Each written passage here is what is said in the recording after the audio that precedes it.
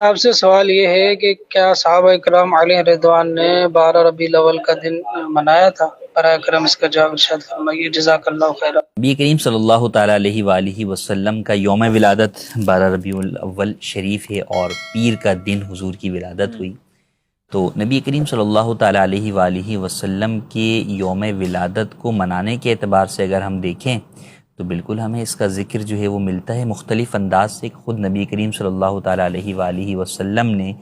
پیر کے دن روزہ رکھنے کے حوالے سے یہ فرمایا کہ اس لیے اس دن روزہ رکھتا ہوں کہ اسی دن میری ولادت ہوئی۔ تو اس سے یہ پتہ چلا گویا کہ نبی کریم صلی اللہ تعالیٰ علیہ وآلہ وسلم بھی اپنی ولادت کی وجہ سے اس دن جو ہے وہ روزہ رکھا کرتے تھے۔ صحابہ کرام علیہم الرضوان کی سیرت سے بھی ہمیں نبی کریم صلی اللہ تعالیٰ علیہ وآلہ وسلم کی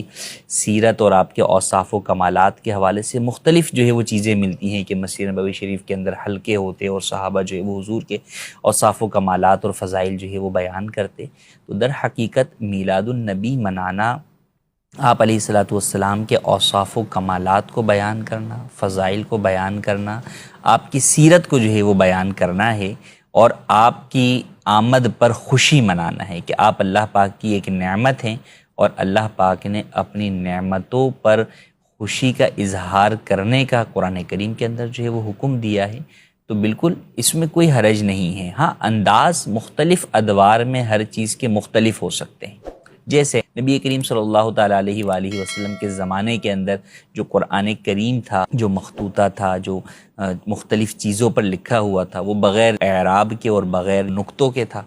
کہ وہ اہل عرب جو ہے وہ بغیر نقطوں کے پڑھنا جانتے تھے، بغیر اعراب کے پڑھنا جانتے تھے۔ لیکن آج ہم وہ قرآن کریم پڑھ ہی نہیں سکتے، تو ہمارے پاس جو آج قرآن کریم ہے وہ ان تمام چیزوں کے ساتھ ہے کہ اعراب بھی ہیں، نقطے بھی ہیں، اور یہ جو اعراب اور نقطے ہیں یہ چاروں خلفاء کے دور میں نہیں ہوئے۔ اب کوئی یہ کہے کہ جناب جو قرآن انہوں نے نہیں پڑھا وہ قرآن ہم کیوں پڑھ رہے ہیں، تو سر آپ وہ والا قرآن پڑھ ہی نہیں سکتے، پھر قرآن تو وہی ہے لیکن آپ نہیں پڑھ سکیں گے اس کو دیکھ کر، وہ جس خط کتابت کے اندر یا جس رسم کے اندر وہ لکھا ہوا ہوگا۔ تو لہٰذا بنیاد یہ نہیں ہے کہ جناب جو کام صحابہ نے نہیں کیا یا جس انداز میں نہیں کیا وہ کام جو ہے وہ ناجائز ہو جائے، کیونکہ اگر یہ دلیل بنائی جائے گی کسی بھی چیز کے حلال یا حرام ہونے کے لیے، جائز یا ناجائز ہونے کے لیے، تو فی زمانہ بہت ساری چیزیں جو ہے وہ ہمارے ناجائز میں چلی جائیں گی اور اکثر چیزیں جو ہے وہ جائز نہیں رہیں گی۔ تو بنیاد وہی ہے جو شریعت مطہرہ نے بیان کی ہے کہ جب کسی چیز سے منع نہیں کیا گیا، قرآن و حدیث میں اس کی ممانعت نہیں ہے تو جائز ہے۔ اب صحابہ کرام مسجد نبوی میں حلقے لگا کر حضور کے اوصاف و کمالات بیان کرتے تھے، سیرت بیان کرتے تھے، حدیثیں سنتے سناتے تھے۔ آج اگر ایک بڑے مجمع کے اندر ایک خطیب صاحب ہیں، امام صاحب ہیں، وہ بیان کر رہے ہیں، لوگ ان کے سامنے موجود ہو کر وہ چیز سن رہے ہیں، یا صحابہ عربی میں نعتیں پڑھتے تھے حضور کی تعریف و توصیف کی، ہم اردو کے اندر پڑھ رہے ہیں، کوئی فارسی میں پڑھ رہا ہے، کوئی اپنی زبان میں پڑھ رہا ہے، تو مقصد کیا ہے کہ حضور کی تعریف و توصیف بیان کرنا۔ اب وہ چاہے کسی بھی زبان میں ہو، اس کا انداز جو ہے وہ کچھ بھی ہو، جائز طریقہ کار میں رہتے ہوئے۔ ہاں جو ناجائز ہے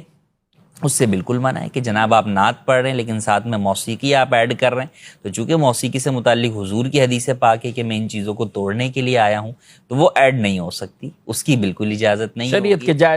شریعت نے جو دائرہ کار بیان کیا ہے اس چیز کو سامنے رکھتے ہوئے حضور کی جتنی بھی تعریف و توصیف کی جائے وہ کم ہے، اور ہم جتنی بھی تعریف و توصیف کریں گے اس سے حضور کے جو درجات ہیں وہ تو اس سے کہیں بڑھ کر ہیں کہ ہم وہ بیان بھی جو ہے وہ نہیں کر سکتے۔ ہمارا ہی فائدہ ہے کہ حضور کی تعریف و توصیف سے ہمیں ثواب بھی ملتا ہے، ہمارے دل بھی جو ہے وہ منور ہوتے ہیں۔